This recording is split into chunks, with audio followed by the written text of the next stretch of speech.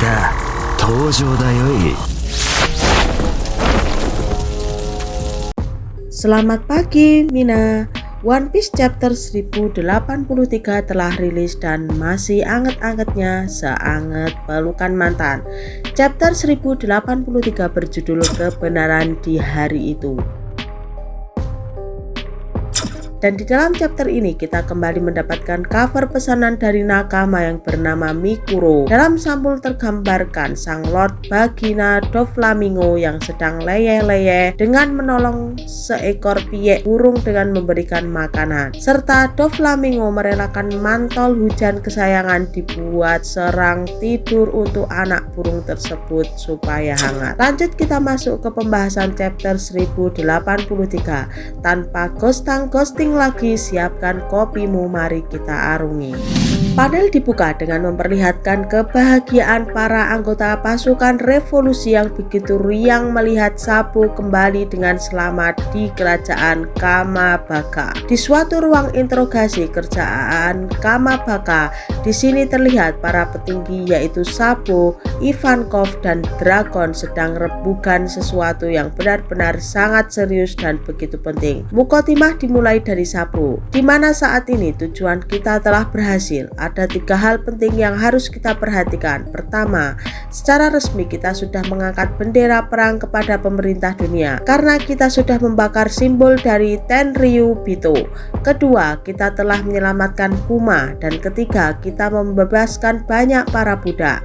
Kami juga telah menghancurkan beberapa kapal logistik mereka yang menjadi salah satu poin penting dalam kebutuhan asupan gizi mereka. Kelakuan kami memang tak seberapa, namun perlu diingat, dunia telah memperhatikan kita. Dragon berkata, "Oh klan, kalau begitu, untuk saat ini kita buat pemberontakan di 12 neger di mana pengaruh pasukan revolusi di situ sangat kuat dan 8 diantaranya telah berhasil untuk memberontak." Ivankov menyaut, "Kau bilang 8 dari negara tersebut sukses? Kamu tahu kan Dragon, ada 1 dari negara tersebut yaitu negara Lulusia telah dihancurkan." Dragon kembali melanjutkan perkataannya, "Iya, namun headline news di media-media tidak memberitakan, namun pemerintah dunia malah menyembunyikan kehancuran dari negara Lulusia.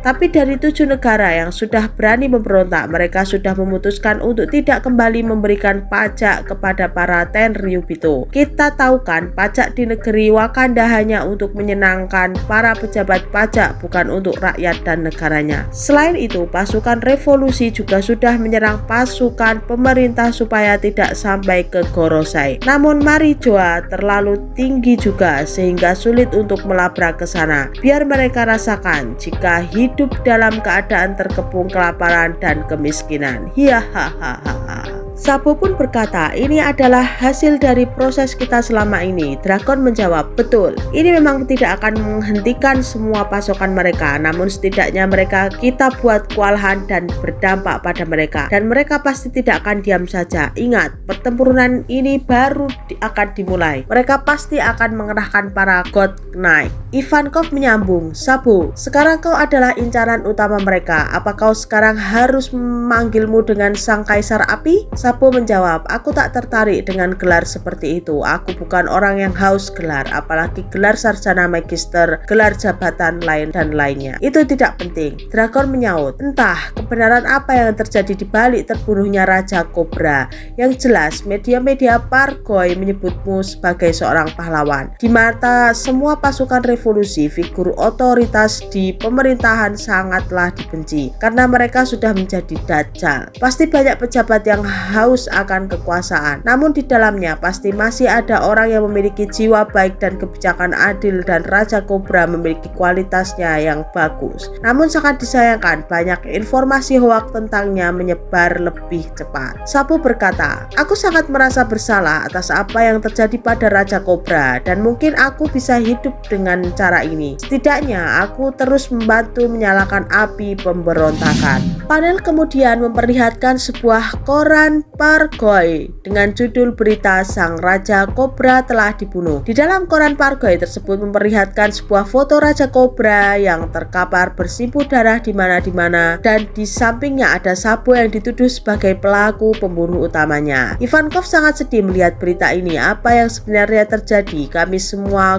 gambreng karenamu dan kami semua mencari tentang kejelasan ini. Kami percaya kepadamu, Sabo. Dan akhirnya kita diperlihatkan kilas balik beberapa bulan yang lalu tentang apa yang terjadi sebenarnya di tanah Marijoa. Kericuhan terjadi di sana dipicu dengan munculnya para pasukan revolusioner yang menghancurkan beberapa gedung. Para pengecut Tenryubito pun kebakaran jenggot. Mereka semua panik dan lari meninggalkan tempat itu. Para Tenryubito pun berbondong-bondong lari. Dasar brengsek. Para pasukan revolusi, beraninya mereka menghancurkan simbol kesayangan kita. Mereka juga telah menghancurkan makanan lezat milik kita. Ini sungguh keterlaluan. Kemudian ada emak-emak Tenryubito berkata, panggil semua ajudan yang mengerikan itu untuk membunuh mereka semua. Dan salah satu Tenryubito yang mencoba melarikan diri dengan menunggangi budaknya. Dasar bekicot, gue suruh lo lari cepat tapi lo marah ngesot. Lo tahu apa yang terjadi padaku nanti? Sudah cukup, aku berjalan saja sendiri. Sekarang kau kupecat jadi budakku. Dasar budak tak berguna. Tenryubito ini sambil menodongkan senjata ke arah budak tersebut. Tiba-tiba senjatanya langsung direbut oleh Gagak dan pergerakannya yang sangat cepat.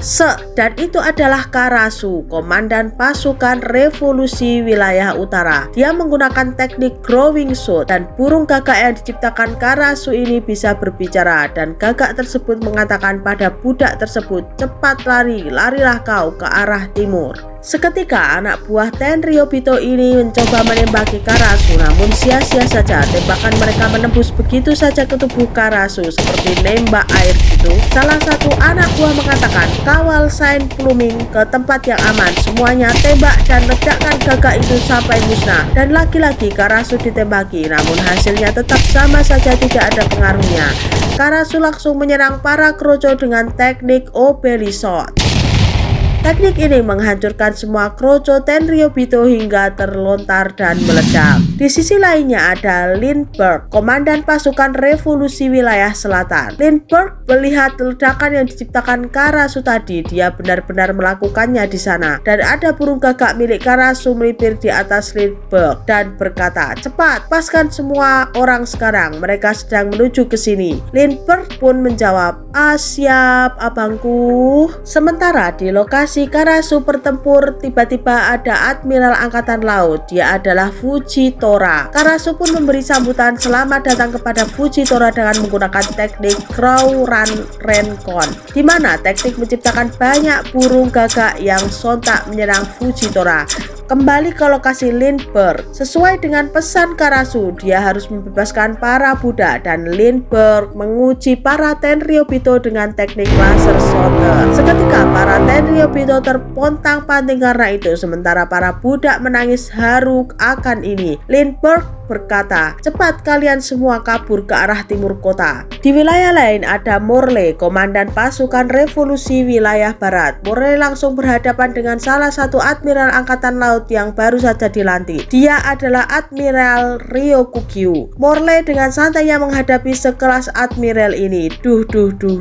Bocil angkatan laut ini sangat kasar sekali mainnya. Ryokugyu menjawab, kau adalah orang yang menghancurkan kota ini. Jangan mengendap-endap seperti ini di dalam tanah, dasar om-om mesum. Dari pertempuran ini, semua para Tenryubito ketakutan, panik hingga marah. Mereka bicara, bangsat semua. Kalian semua menghancurkan kota kami. Ryokugyu, kau juga sama saja dengan mereka, memporak-porandakan kota kami. Kau juga akan menerima akibatnya bila kami sampai terluka. Ryokugyu pun menjawab, sungguh tidak aman bertempur di area ini. Bisa-bisa aku pecat kalian semua, pergi dari sini. Di wilayah Fujitora bertarung. Fujitora sedang ritual untuk memanggil meteor, namun ini mungkin akan sangat berisiko besar dan menyebabkan malapetaka yang besar di tanah para dewa ini. Dan di sudut lain ada yang asik nobar akan pertarungan ini, dan tidak lain mereka adalah anggota CP9. Mereka berkata mungkin para admiral hanya menggunakan setelah kekuatannya dalam bertarung supaya tidak terjadi kehancuran yang besar di tanah dewa ini. Para komandan pasukan revolusi juga sangat keren. Mereka melakukan semua ini untuk menunjukkan bahwa mereka bukan orang yang penurut. Dan panel berpindah ke Karasu yang menghubungi Sabu. Karasu berkata, "Sabu, apa kau belum menemukan kunci pengikat leher gitu?" Sabu menjawab, "Aku baru menemukannya, aku tidak akan lama lagi." Kemudian Sabu melihat anak dan bapaknya yang brengsek. Dia adalah Roswart dan Carlos. Mereka pasti akan membalaskan dendam atas apa yang terjadi pada mereka di depan umum. Mereka pasti ambisius untuk mendapatkan Shirahoshi. Sabu kembali mengatakan, "Aku tidak akan memaafkan mereka atas perlakuan mereka semua Kuma selama ini. Aku tidak akan membiarkan mereka semua lolos. Morel, pastikan semua persiapan kita sudah siap." Di tempat berbeda ada anggota CP0 yaitu Rob. Lucy sedang bersama Vivi. Vivi ngomong, "Bisa nggak lo pergi dari sini sekarang? Aku lebih suka meminta tolong pada kakek Carl." Lucy menjawab, "Jangan khawatir, kami akan melindungimu." Vivi kembali ngomong, "Seperti lo melindungi Shirahoshi? Oh tunggu, itu tidak mungkin. Para brengsek Tenryubito itu masih mengejarnya." Dan chapter ini ditutup dengan memperlihatkan Raja Cobra yang ingin bertemu dengan para Gorosei.